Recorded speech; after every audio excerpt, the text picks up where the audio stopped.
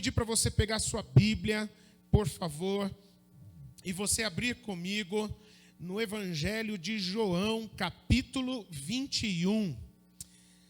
Nesse tempo de adoração, onde também nós temos aproveitado ao longo deste dia, honrando ao nosso Deus, por essas vidas maravilhosas de vocês, mulheres que são mães. Bendito seja o nome do Senhor, vocês são presente de Deus, vocês são umas bênçãos nas nossas famílias, na nossa igreja também. E nós como família aqui reunidos em nome do Senhor, neste dia em que nós separamos, decidimos nos reunir para honrar, para glorificar o nome do Senhor Jesus, pelo seu grande amor e o seu sacrifício na cruz do Calvário. E logo mais, depois dessa palavra, nós vamos celebrar a ceia do Senhor Jesus. Vai ser algo precioso. Já está sendo, como já está sendo, algo poderoso que nós temos vivido. Evangelho de João, capítulo 21. Nós vamos ler 3 versículos, onde eu quero ministrar no teu coração uma palavra sobre verdadeiro perdão. O 15, o 16 e o 17. Amém? A palavra de Deus diz assim: depois de terem comido, Jesus perguntou a Simão Pedro: Simão, filho de João, você me ama mais do que estes outros me amam? Ele respondeu: sim, Senhor. O Senhor sabe que eu amo. Jesus lhe disse: apacente os meus cordeiros. Jesus perguntou pela segunda vez: Simão, filho de João, você me ama? Ele respondeu: sim, o Senhor sabe que eu amo. Jesus lhe disse: pastoreie as minhas ovelhas.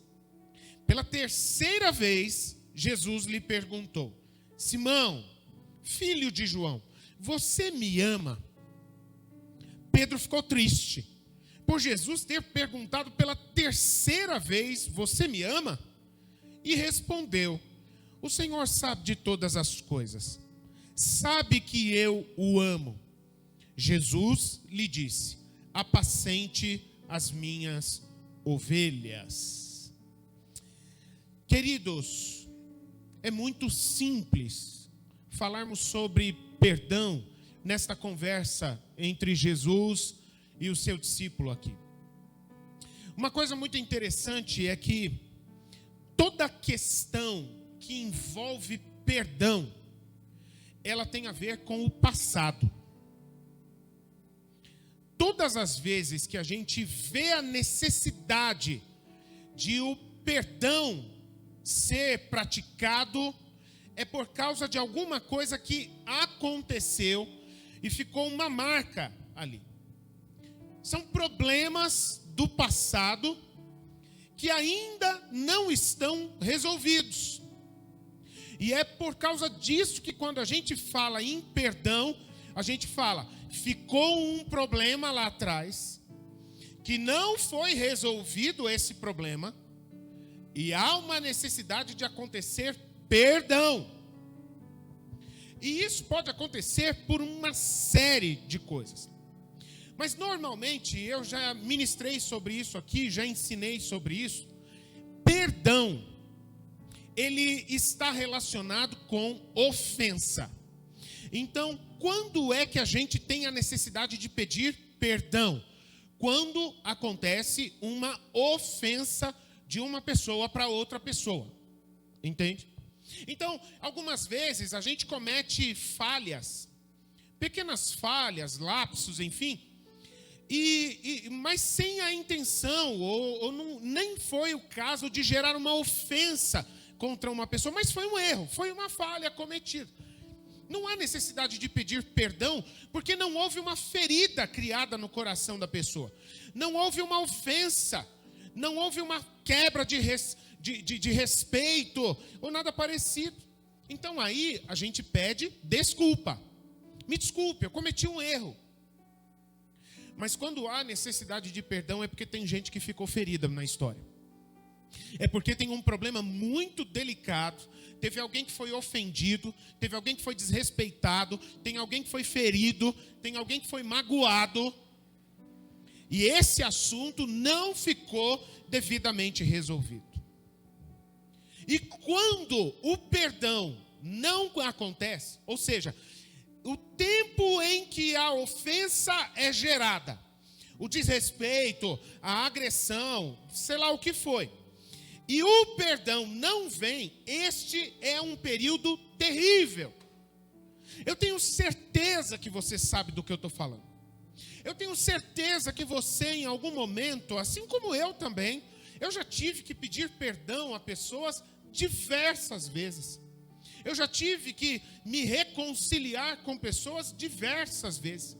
E esse período entre o momento da ofensa, da agressão, da falta de respeito, até o momento da reconciliação, do conserto, eles são um tempo terrível.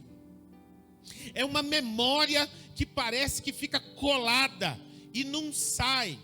Às vezes até arrefece, mas qualquer coisinha que nos faz lembrar daquilo que aconteceu, já traz junto todos os sentimentos, toda a história que aconteceu lá atrás. E o pior, não é só esse estado ruim, enquanto essa ofensa não é resolvida com o perdão, mas é que o problema não resolvido no passado, ele também prejudica o nosso presente. E ele também prejudica o nosso futuro. As próximas experiências que nós tivermos, seja com a mesma pessoa ou seja com outra pessoa, que for semelhante àquele problema que eu vivi lá atrás, você já parou para pensar o que acontece? Traz tudo de volta aquilo que eu já vivi lá atrás. Aquele sentimento de ser enganado, aquele sentimento de ter sido ofendido, aquela sensação que eu tive naquele momento em que eu fui desrespeitado. Quando eu me aproximo de uma situação com uma mesma ou com outra pessoa, seja lá quando for, como for, semelhante àquilo que eu já vivi lá atrás e não foi resolvido, os sentimentos voltam tudo de novo. A tristeza, o rancor, o vazio, a raiva, enfim. Eu tive na minha família uma experiência assim. Houve uma vez que uma pessoa na minha família, ela teve uma experiência de ter sido traída num passado muito distante, que eu nem era nascido ainda, é dos meus antepassados mesmo, e ela foi traída, enganada terrivelmente, de uma maneira muito triste. E ela aprendeu, mas assim, a vida dela foi avacalhada mesmo por uma pessoa que a ofendeu e que a desrespeitou de uma maneira triste, ruim mesmo. Mas aquela pessoa aprendeu a se fazer forte e a seguir em frente. Seguiu em frente. Passaram-se os anos, ela se reergueu na vida financeira, seu lar, enfim, seguiu a vida em frente. Mas a coisa interessante é que, mesmo depois de passados muitos e muitos anos, ao estar com aquela pessoa da minha família, e quando a gente sequer chegava perto, quando nas nossas conversas entre família, e falar, nossa, você se lembra daquilo que aconteceu lá atrás? Você se lembra daquela pessoa? Já o semblante mudava. E palavras, as mais amargas saíam, que eu não posso nem dizer aqui, porque não é adequado, sabe? Parecia que não tinha mais nada, mas bastou falar um nome, bastou relembrar um fato do passado, o rosto muda, o coração muda, a atitude muda, o que significa que só se seguiu em frente. Mas aquilo ainda não foi superado, não importa quantos anos, quantas décadas passem, aquilo não foi resolvido como deveria ser resolvido. Foi uma ofensa, foi um desrespeito, foi uma agressão. Foi uma questão do passado, queridos, que motivou essa conversa aqui entre Jesus e Pedro. O Pedro era o discípulo principal de Jesus. Ele era o braço direito de Jesus. E houve uma situação de Pedro com Jesus, e que acabou motivando nessa conversa aqui, que foi muito delicada. Momentos antes daquela história, que ela é muito falada, de quando Jesus ele foi preso, ele foi julgado e condenado injustamente, e ele foi sacrificado na cruz, mas depois, a morte não teve poder sobre ele, mas ao terceiro dia ele ressuscitou, enfim. Momentos antes disso acontecer, com Jesus estava sentado à mesa com seus discípulos, estava celebrando a ceia da Páscoa com seus discípulos. E ali Jesus estava ministrando sobre os corações dos seus discípulos esperança, que eles não tivessem medo, enfim, pelo que ia acontecer, porque Jesus já estava percebendo que o momento da sua morte estava se aproximando. Ele veio para isso, ele veio para morrer na cruz pelos nossos pecados. E aí então chega nessa conversa de Jesus à mesa com seus discípulos, e em um momento ele fala assim: olha, discípulos, eu quero que vocês se preparem. Eu vou avisar vocês de antemão do que está para acontecer, para que quando acontecer vocês não se espantem e não se abalem, e não sejam precipitados também nas atitudes e nas reações de vocês. Mas eu preciso dizer a vocês, eu vou ser preso, eu vou ser julgado e condenado injustamente, e eu vou ser morto por causa dessa condenação injusta. Mas fiquem em paz, porque eu vim não somente para encarar a morte, mas eu vim para vencer a morte. Eu vim para dar salvação. E a maneira de dar salvação é resolvendo o problema do pecado e garantindo vida eterna. Então fiquem em paz, porque ao terceiro dia eu voltarei.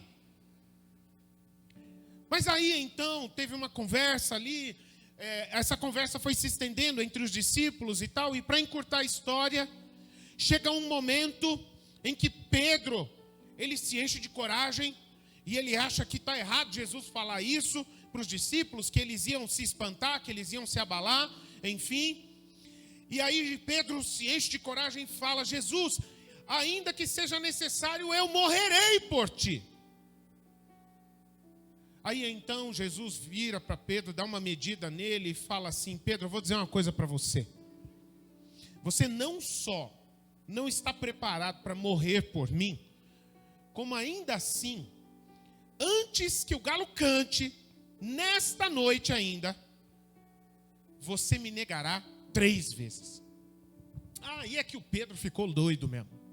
Mas de jeito nenhum, enfim, deixa estar. O que foi que aconteceu? Jesus foi preso, Jesus foi acusado, Jesus foi julgado. E Pedro, quando ele viu o que estava acontecendo, ele ficou curioso para ver que fim levaria o seu mestre. E ele foi monitorando, acompanhando de longe aonde estavam levando Jesus, o que estavam fazendo com Jesus, para ele ficar por perto e talvez em algum momento ele saber o que fazer.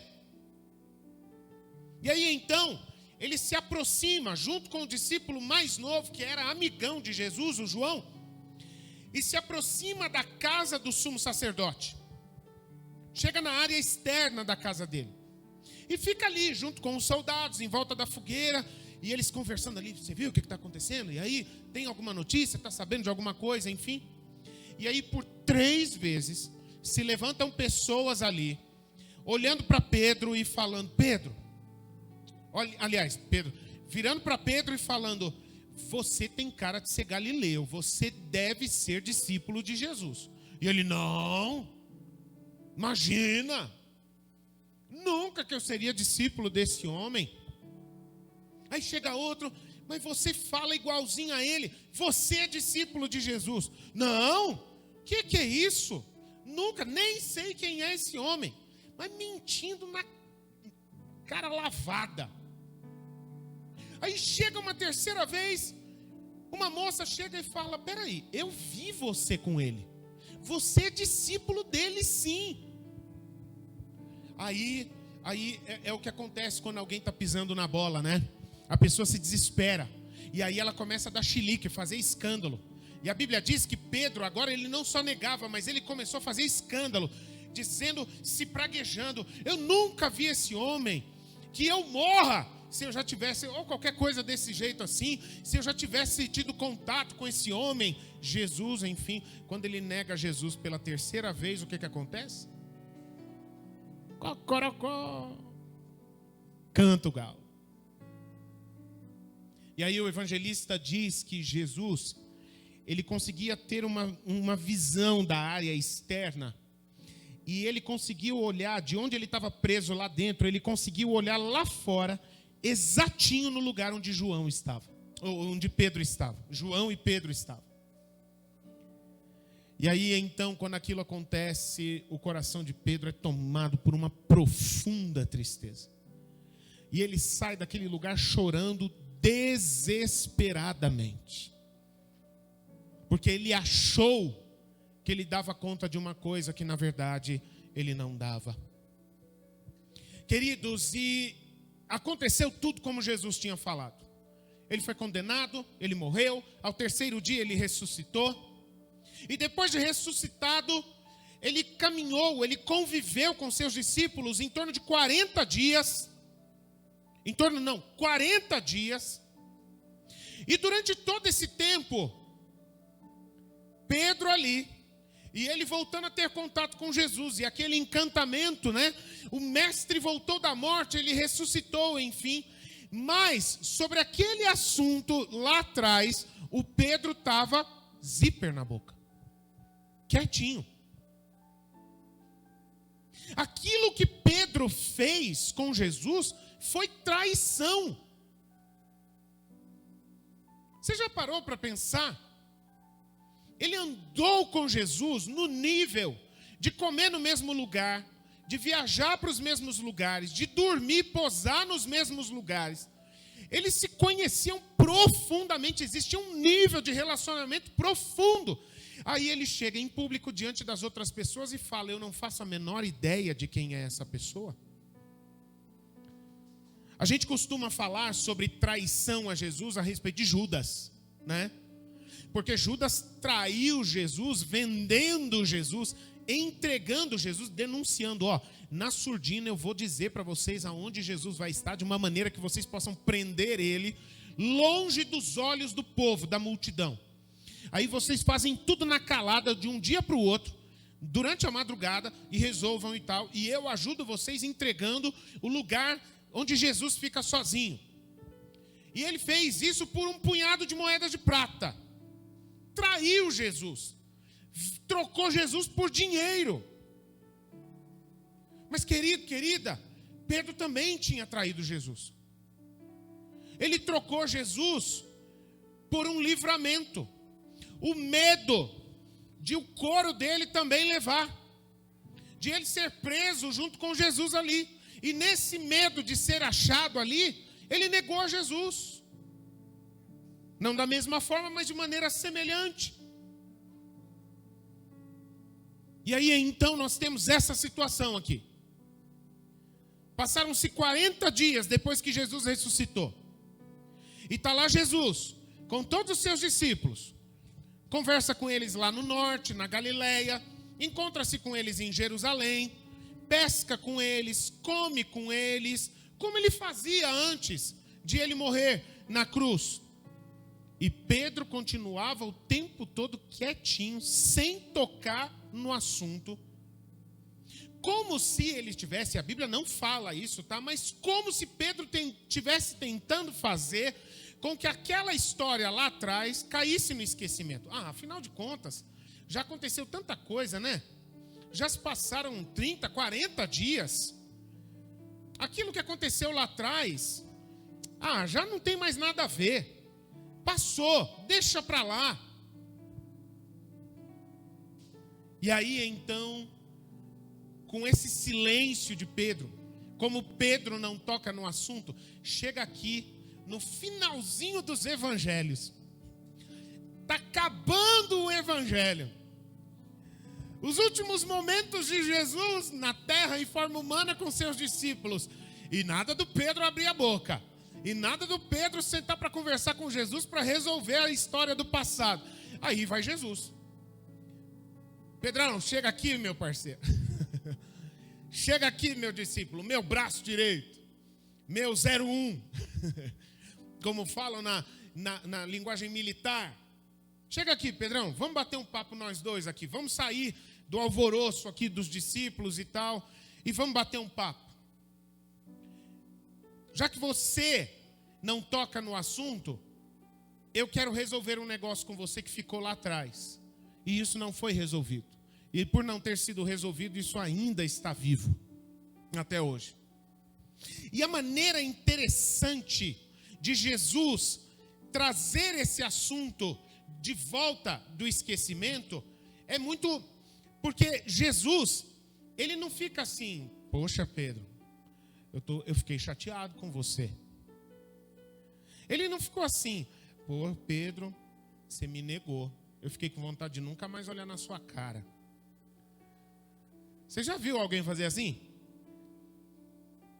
Eu chorei tanto, Pedro, quando você me negou. Eu estou tão triste, eu não consigo nem olhar nos seus olhos, Pedro. Não, Jesus não fez assim. Ele tratou o assunto da maneira mais adequada no padrão do reino de Deus. Pedro, vamos conversar. Vamos resolver aquele assunto de lá de trás que ainda está em aberto. E eu tenho para te fazer uma pergunta só. Tudo bem, você me traiu lá atrás, você me negou. Mas o que eu preciso saber de você é uma coisa. Você ainda me ama. Essa é a coisa mais importante. Teve ofensa lá atrás? Teve. Teve pisada de bola lá atrás? Teve. Teve rejeição lá atrás? Teve. Teve mentira lá atrás? Teve. Mas hoje, o que é a coisa mais importante no nosso relacionamento? Ainda existe amor entre nós? O teu coração está aberto para mim? Eu tenho lugar no teu coração? Eu ressuscitei e vim ao seu encontro. Agora eu quero saber de você. E aí, você me ama, Pedro? E ele deixa a bola para Pedro, para ele se manifestar, dizendo: não, eu não te amo mais, Jesus, ou sim, eu ainda te amo, apesar do que eu fiz, enfim, e resolver as coisas a partir disso. E o Pedro, tendo negado 3 vezes, Jesus pergunta então para ele 3 vezes: você me ama, Pedro? Você me ama, Pedro? Você me ama, Pedro? Você me ama mais do que ama todos esses aí? Ou você me ama mais ou menos? Enfim, quanto você me ama, Pedro? Até que chegou uma hora que Pedro se entristeceu. E ele se entristeceu porque a consciência dele foi tocada. A ficha caiu. E aí então ele fala: Senhor, tu sabes de todas as coisas. Da minha parte, eu posso dizer que te amo. Mas se o Senhor tiver alguma coisa a falar a mim, meu coração está aberto. O Senhor sabe de todas as coisas. E aí então Jesus vira para ele cada uma dessas vezes e diz: se você me ama, Pedro, então eu quero pedir uma coisa para você. Nunca mais me negue. Pelo contrário, pastoreie as minhas ovelhas. Me afirme, me assuma, me declare como seu Senhor, como seu Salvador, como Rei, como o amado do seu coração. E as pessoas por quem eu morri, que virão a crer em mim, assim como estes que já creem em mim, cuida deles por mim. Se você tem amor por mim, ame a eles assim como você me ama, como se estivesse amando a mim. E é assim que Jesus se resolve, traz a resolução dessa questão. Querido, você está percebendo aqui? Nós estamos falando sobre perdão. E Jesus puxou essa conversa com Pedro para consertar o assunto pendente do passado entre eles dois. Só que aqui, Jesus, ele ministra no coração de Pedro para abrir os nossos olhos e mostrar, meus irmãos, que a questão do perdão ela na verdade não tem a ver somente com um assunto que precisa ser resolvido, ela tem a ver com o amor. A disposição de perdoar e de liberar perdão depende do nível de amor que for conhecido do coração das pessoas envolvidas. No caso de Jesus e Pedro, foi descoberto que um amava o outro. Jesus nunca deixou de amar Pedro, e Pedro arrumou coragem para reafirmar o amor dele por Jesus. Aí então o perdão tinha lugar, tinha acesso, tinha facilidade para o perdão acontecer ali entre eles. E é isso que eu quero ressaltar, porque foi essa pergunta que Jesus fez, não foi? Quando foi falar sobre a reconciliação deles dois, a pergunta que Jesus fez foi: Pedro, você me ama? O amor, queridos, é chave no verdadeiro perdão. O amor é a base, é fundamento no verdadeiro perdão. Eu vou arriscar a dizer aqui, baseado nessas palavras de Jesus e em muitas outras declarações da palavra de Deus, que sem amor, impossível haver perdão verdadeiro. Entre a traição de Pedro e a reconciliação deles, houve um tempo, houve um espaço de tempo. E houve uma coisa que aconteceu, que foi a mais especial de todas e que fez toda a diferença. Depois que Pedro traiu, a coisa mais importante que aconteceu da parte de Jesus por Pedro foi o sacrifício de Jesus na cruz. Aleluias. Jesus não ficou chateadinho com Pedro, dizendo: ah não, até o meu discípulo, braço direito, está me traindo, me negando, não vou morrer na cruz pelos pecados da humanidade. Não foi isso que ele fez. Ele foi até o fim. Se é para ser fiel ao propósito eterno do Pai, então serei fiel até o fim.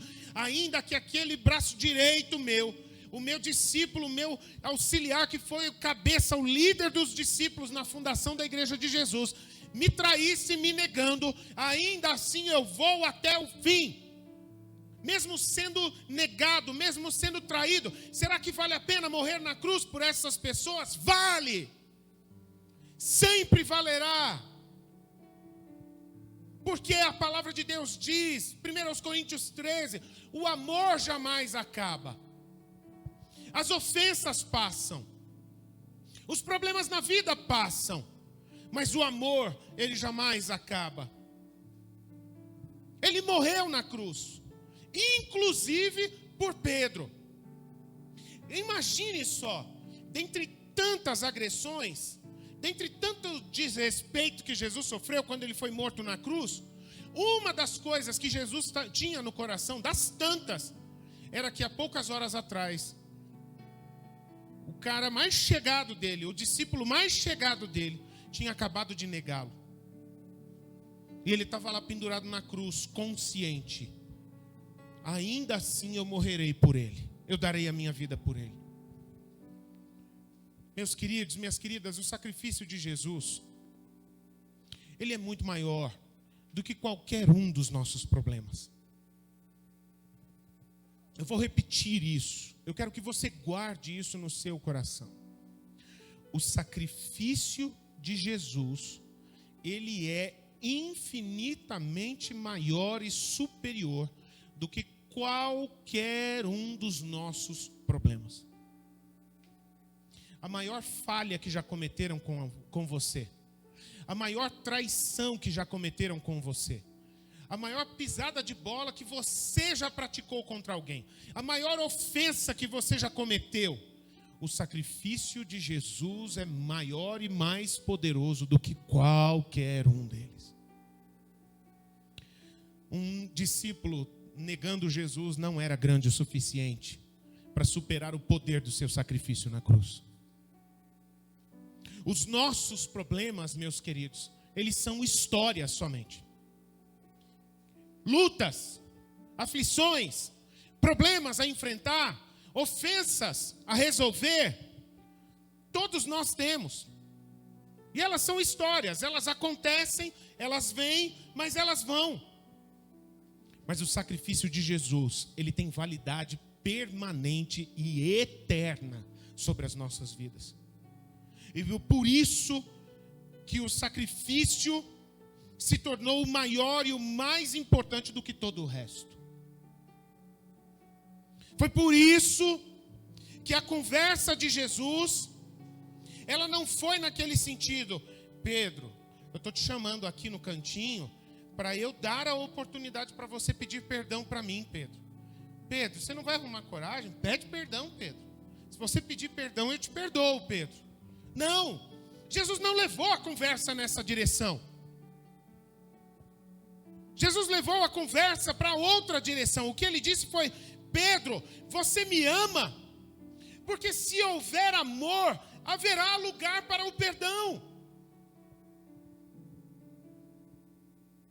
Sim, meus queridos, o amor é mais poderoso do que os nossos problemas. O amor é mais poderoso do que as ofensas que a gente enfrenta, que a gente sofre ou que a gente pratica. Ele é maior, ele é mais forte.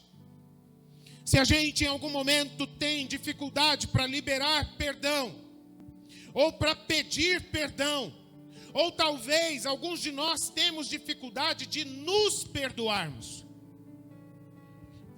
Existem muitas pessoas que seguem a vida em frente e não têm dificuldade de perdoar os outros, mas têm dificuldade de se perdoarem, porque fizeram escolhas erradas na sua vida lá atrás e não se perdoam por terem feito essas escolhas erradas lá atrás, por terem estragado a sua própria vida. Às vezes as pessoas chegam e falam: olha, eu estou te perdoando, mas ela não aceita, ela não se sente perdoada. E queridos, se a gente tem dificuldade para o perdão nos nossos corações, é muito importante a gente entender isso. O problema não é com a força, a coragem para o perdão, mas é porque a gente ainda não se sente de verdade amado por Deus. É porque o amor de Deus ainda não ocupou todo o nosso coração. E esse que é o grande limitador. Essa que é a grande barreira para o perdão acontecer na vida de qualquer pessoa. O próprio Jesus, no momento, ele disse isso. Aquele que muito é perdoado, muito ama. Aquele que pouco é perdoado, ele pouco ama. Porque o amor e o perdão estão relacionados diretamente.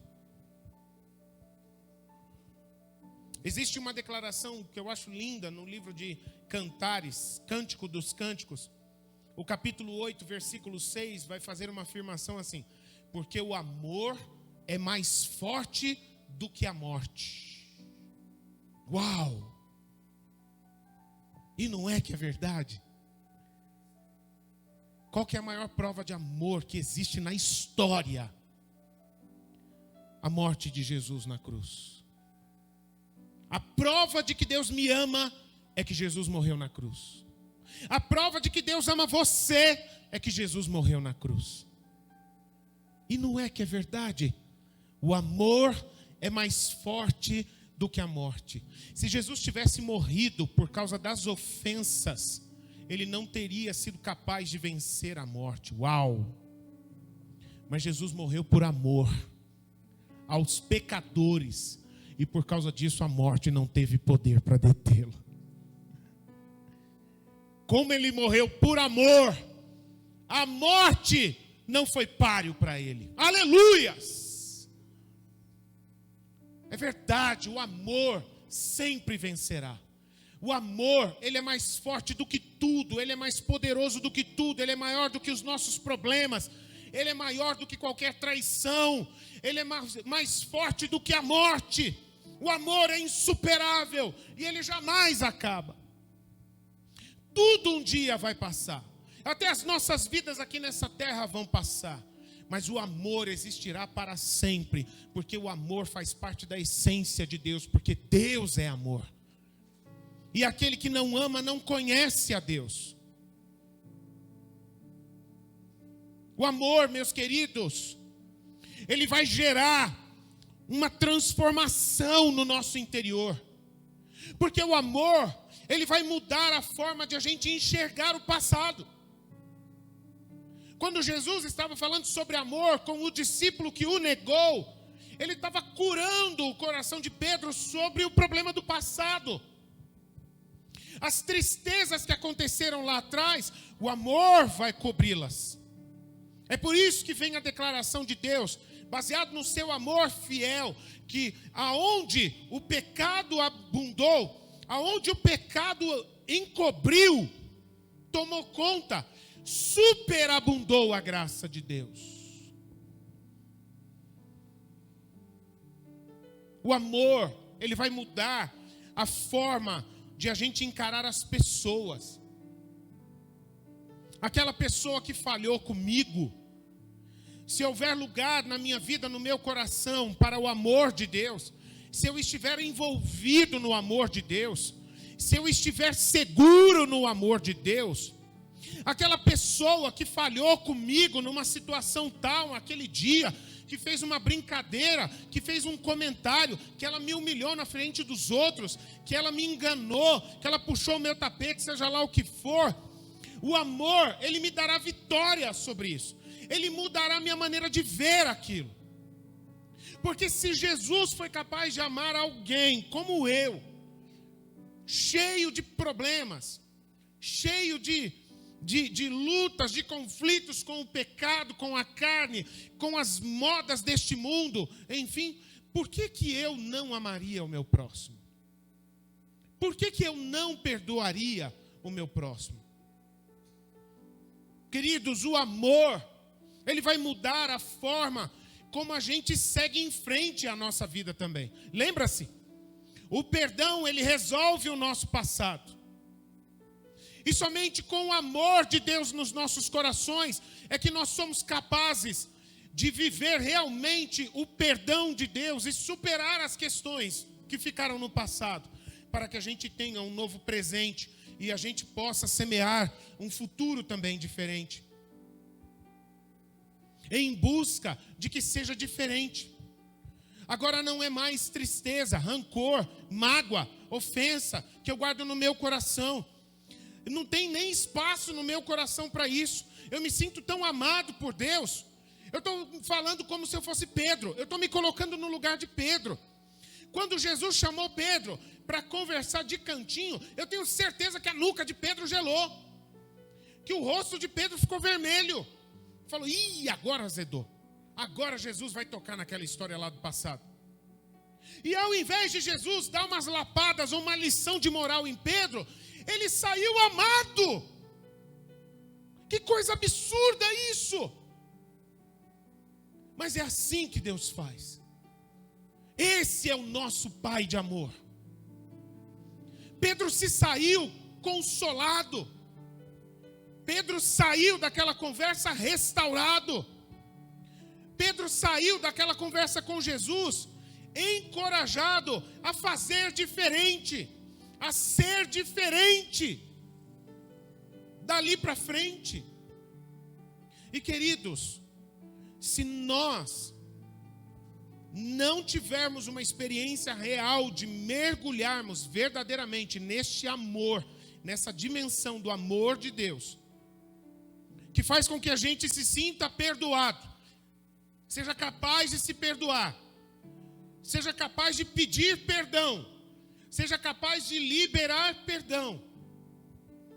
Então, todas as vezes que situações semelhantes às que eu já vivi lá no passado acontecerem, vai ser o mesmo André que vai se manifestar. Vai ser a mesma pessoa. Aquela pessoa rancorosa, aquela pessoa medrosa, aquela pessoa triste, aquela pessoa ferida. Lembra-se daquela pessoa da minha família que aparentemente ela era vista pela nossa família como uma pessoa vencedora, que sofreu na vida, passou por muita coisa difícil, mas seguiu em frente e depois de tantos anos estava bem. Mas o coração dela mostrou que aquela pessoa, ela somente seguiu em frente, mas ela continuou a mesma pessoa ferida e aprisionada do passado. Aquele coração dolorido, aquele coração aprisionado, que nunca se esqueceu daquele comentário, que nunca se esqueceu daquela falha que cometeram. Basta acontecer uma situação parecida e aquela pessoa do passado já volta ao presente novamente. Não avançou, não mudou, não rompeu, não foi liberta, só seguiu em frente, mas é a mesma pessoa, ferida, escrava do medo que estava lá no passado. Queridos, nós precisamos ter uma dimensão, uma experiência que nos mostra a dimensão do amor de Deus por nós, que nos guarda, que nos segura. Eu sou apaixonado pela declaração da palavra de Deus em 1 de João capítulo 4. Recentemente nós fizemos uma campanha de oração, na última semana de oração que nós fizemos no mês de abril, o que serviu de fundamento para uma semana de jejum e oração da nossa igreja foi exatamente aquela declaração: no amor não há medo, porque o verdadeiro amor, o perfeito amor, expulsa, lança fora o medo. Eu não tenho mais medo de que as pessoas me traiam, como eu já tive no passado. Por que eu não tenho mais medo? Porque agora eu não vou deixar ninguém me trair. Podem me trair, mas eu estou guardado no amor de Deus. Ele é mais forte do que qualquer outro. Eu não tenho mais medo se vão tentar puxar o meu tapete nos negócios, nos empreendimentos que eu fizer. Por quê? Porque agora eu fiquei mais malandro, mais esperto. Eu não vou deixar ninguém me trapacear. Não. Porque eu estou liberto, eu me sinto amado. As pessoas podem tentar me atingir, mas eu sei que Deus me ama e eu sou cuidado por Ele, e Ele não vai deixar que nenhum mal me toque. Acabou o medo. Aleluias. Acabou-se o medo.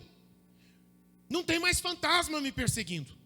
Eu não fico mais naquela situação de alerta, preocupado. Será que estão falando de mim? Eu estou vendo umas pessoas conversando ali, elas estão dando uma risadinha. Estão falando de mim. Ferido, coração medroso. Não experimenta a segurança, o lugar do ninho quente, do abraço caloroso, do amor de Deus, que protege, que liberta. Se nós estamos nos braços de amor de Deus, nenhum mal pode nos tocar. Isso é uma promessa de Deus. É uma promessa de Deus. O amor, então, vai nos dirigir ao perdão verdadeiro. E é muito importante dizer isso aqui. Eu quero pegar algumas coisas práticas da conversa que Jesus teve com Pedro, nesse acerto entre eles dois aqui. E a gente precisa guardar algumas coisas aqui, práticas. Porque a gente pode acabar guardando no coração a impressão de que como o amor é uma coisa interna, o perdão é uma coisa do coração, então nós não precisamos fazer nada prático.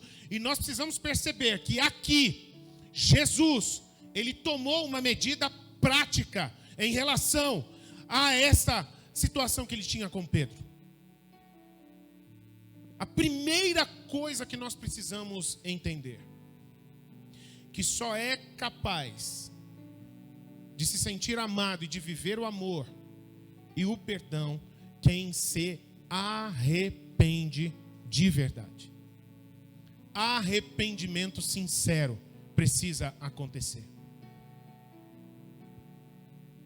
O arrependimento é o comportamento, é a decisão de abandonar aquelas práticas que teve anteriormente. Entenda o seguinte, querido, porque eu conheço muita gente que tem medo de se arrepender de verdade, porque pensando, mas e se eu me arrepender e depois eu errar de novo? Não tem problema, porque o arrependimento não é uma promessa de que você se tornará infalível. O arrependimento é uma decisão. Tudo bem, eu posso acabar falhando de novo, mas a partir de hoje, essa prática esse comportamento é uma coisa que eu nunca mais quero fazer. A partir de hoje eu estou declarando guerra a esse comportamento. Talvez eu consiga abandonar esse comportamento rapidamente. Existem algumas tentações que a gente enfrenta, que elas são um pouco mais delicadas. E o Senhor vai nos dar vitória num processo, à medida que Ele vai nos transformando, segundo a imagem de Cristo. Não tem problema, mas eu sei que uma hora a minha vitória vai chegar. A partir de hoje, esse comportamento não faz parte da minha vida. É declarar guerra. Isso é o verdadeiro arrependimento. Jesus olhou nos olhos de Pedro e falou: Pedro, olha aqui para mim. Seja sincero. Você me ama? E Pedro abriu o seu coração diante de Deus. Então a disposição de se arrepender sinceramente. Ah, pastor, mas e se alguém me pedir perdão e eu tiver dúvida se é sincero? O problema não é teu. Jesus, no Evangelho de Mateus, ele vai dizer: se o meu irmão se diz arrependido e vier pedir perdão a mim, se for até 70 vezes 7, a mesma ofensa, o meu compromisso é perdoar. Eu não vou carregar esse negócio no meu coração para frente para estragar a minha vida. Eu estou no amor. É bom demais. Eu não quero sair dessa dimensão de amor por nada. Você quer perdão, meu querido? Eu estou mergulhado no amor de Deus. Eu te darei o perdão. Tá? Nós podemos conversar sobre a sabedoria disso em uma outra ocasião, mas não é hoje aqui. Mas o compromisso do perdão, ele deve ser uma realidade. Segunda coisa, Jesus, ele olha nos olhos de Pedro e ele faz uma pergunta, e o que ele espera de Pedro não é assim, ou um abraço, meu amigão. Não, o que ele espera de Pedro é que uma palavra saia da sua boca. Sim, não. E isso tem nome: confessar. Tem gente que tem muita dificuldade em confessar, falar exatamente aquilo que aconteceu. Fica enrolando, sabe? Conta a história pela metade, conta a história meio torcida. Aí você pergunta de novo, aí sai mais um pouquinho da verdade da história. Enfim, confessa, coloca logo para fora. Tenha fé. Coloca para fora, porque existe uma promessa sobre a confissão. Se confessarmos os nossos pecados, Ele é fiel e justo para nos perdoar os pecados e nos purificar de toda injustiça. Porque com a boca se confessa para a salvação. É o que a palavra de Deus diz: ser salvo, ser limpo, ser curado, ser purificado, ser restaurado. Precisa ter esse processo daquilo que está no coração, daquilo que está na mente, sair pela boca. E a pessoa receber essas palavras no coração dela. Então não pode encher linguiça. Para haver o perdão e a restauração completos, tem que haver declaração clara, objetiva. Sim, não, perdão, Colocar para fora. A terceira coisa, ela é muito importante e que também é uma área de batalha, de conflito no coração de muita gente, que é afirmar a sua posição. Eu já comentei um pouco sobre isso aqui, que tem gente que pede perdão, mas ainda não acredita no perdão. Tem gente que ouve o perdão, mas ainda assim não acredita que aquilo foi perdoado. E a palavra de Deus diz: se confessarmos, Ele faz. Ponto. Nós precisamos aprender a exercer a nossa fé sobre o perdão. Não está falado, não está declarado, não está confessado, acabou. Eu creio, está resolvido. É crer e tomar posse do perdão. Meu querido, minha querida, se alguém já disse que te perdoou, não, mas ele não olhou bem nos meus olhos. Mas eu não gostei, ele falou que me perdoa, mas falou baixinho. O problema não é mais teu, sinta-se perdoado. Da sua parte, Afirme dentro do seu coração, tome posse dessa condição, a partir de agora, de perdoado.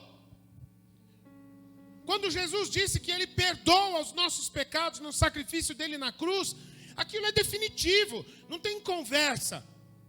Não tem assim, olha, você tem, mas você tem que depositar 10 anos, não sei aonde, ou você tem que passar um tempo de gancho, eu já te perdoei, mas você vai ficar um tempinho de castigo. Não, acabou. Confessou, arrependido, está perdoado, sinta-se perdoado, tome posse do seu perdão, siga em frente, você está limpo, você está liberto.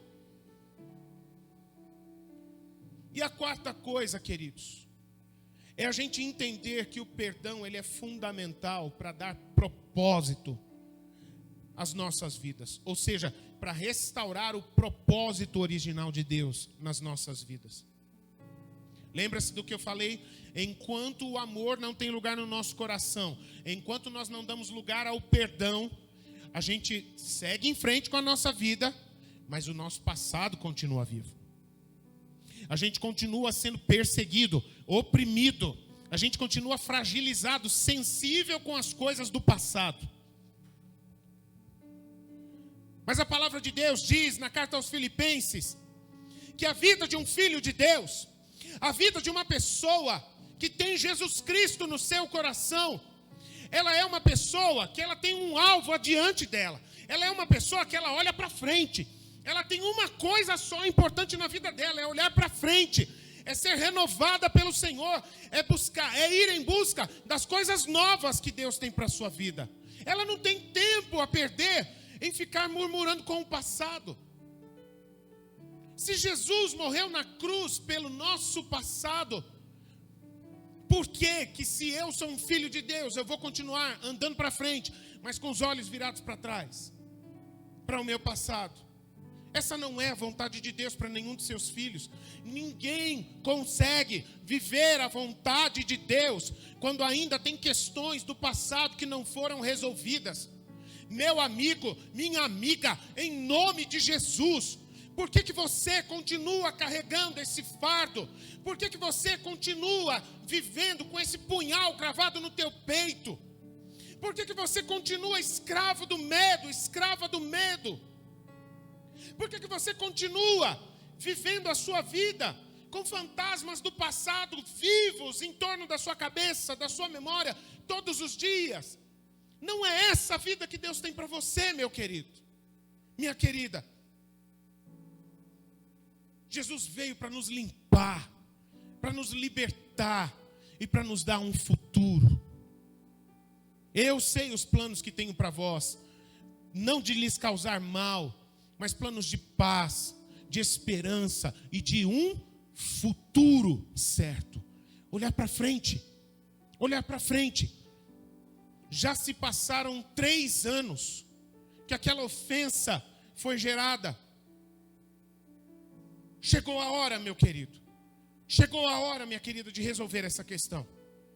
Não dá mais para seguir em frente sem resolver essas coisas. Não há bênção.